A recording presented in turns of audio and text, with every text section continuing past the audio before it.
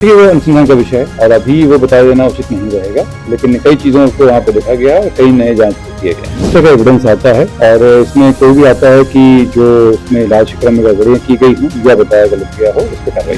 इसमें जो हमने जैसे मैंने बताया आप लोगों को कि कई चीज़ों को अभी और जाँच होना बाकी है और इसमें फॉरेंसिक साइंस का जो रिपोर्ट आना है वो बाकी है।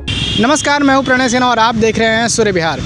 जहानाबाद की छात्रा जिसका हॉस्टल पटना के चित्रगुप्त नगर में था और उसके साथ जो कांड हुआ, सेक्सुअल असॉल्ट हुआ, उस मामले में पटना के एसएसपी कार्तिकेय के शर्मा ने आज एक प्रेस कॉन्फ्रेंस रखा था। उसमें उन्होंने कई पहलुओं पर बात की। अगर आपको हम बताते चलें कि बीते दिनों यानी जनवरी में जो है उसके साथ हॉस्टल में जो है वो बेहोशी की अवस्था में पाई गई थी और बाद में इलाज के दौरान उसकी मृत्यु हो गई, ऐसा डॉक्टरों का कहना है। साथ में डॉक्टरों का ये भी कहना था कि नींद की गोलियां ज़्यादा खाने की वजह से उसकी मृत्यु हो गई है, लेकिन बाद में जब उसका पोस्टमार्टम होता है तो पता चलता है कि उसका रेप हुआ था, यानी उससे सेक्सुअली हैरेस किया गया था, सेक्सुअली असॉल्ट किया गया था।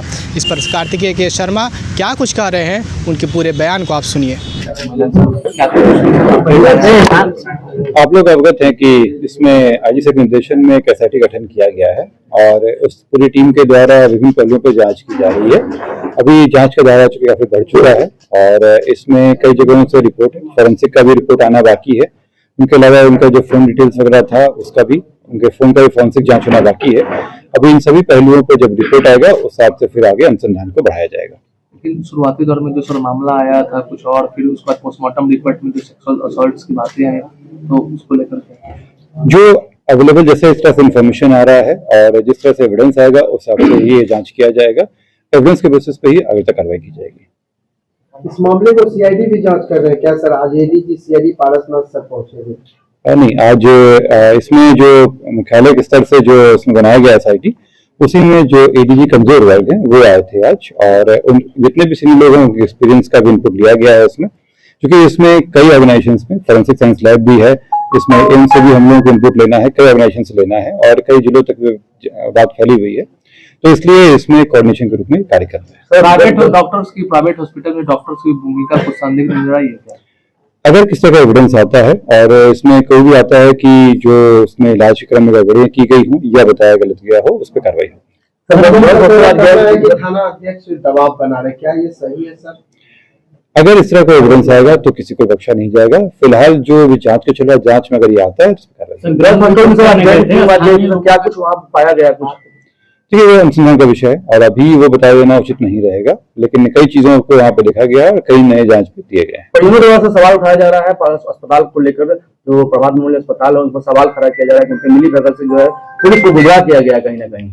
इसमें जो हमने जैसे मैंने बताया आप लोगों को कि कई चीजों को अभी और जांच होना बाकी है और उसमें फॉरेंसिक साइंस का जो रिपोर्ट आना है वो बाकी है। जिनके कमरे, मैं पूरी बात कर लेता हूँ, जो इस कमरे से सामान जो मुझे लिया गया है उसका, इसके अतिरिक्त जो इनका फोन बरामद हुआ था उसका फॉरेंसिक एनालिसिस बाकी है। इसके अतिरिक्त वो इस पूरे समय में कहाँ रही हैं, किन लोगों संपर्क में आए हैं, इन सब चीजों पर भी जांच होना बाकी है। उस पर काम चल रहा है और जैसे ही उसमें कोई बात आएंगी आपको शेयर किया जाएगा। हॉस्टल के आसपास के लोगों से जब बातचीत की गई तो बता रहे हैं कि उस हॉस्टल पर पहले से भी शिकायत है, ऐसा कोई मामला? देखिए पहले से कोई शिकायत मेरे संज्ञान में नहीं है, लेकिन जो अभी तक घटनाक्रम हम लोगों को जानकारी मिली है उस हिसाब से हम लोग आगे काम कर रहे हैं। सर एक सवाल था, पटना में धड़ल्ले से मकरजाल हॉस्टलों का हो रहा है और हॉस्टल को जो लोग चलाते, एक पटना पुलिस की तरफ से नियमावली लागू करने की जरूरत है ताकि अगर इस नियमावली को फॉलो करें तब हॉस्टल खोला जाए, क्योंकि अधिकतर इस तरह की घटनाएं होती है, शिकायतें आती है। तो इसको लेके पटना पुलिस कुछ रणनीति तैयार करेगी, नियमावली को आगे लाएगी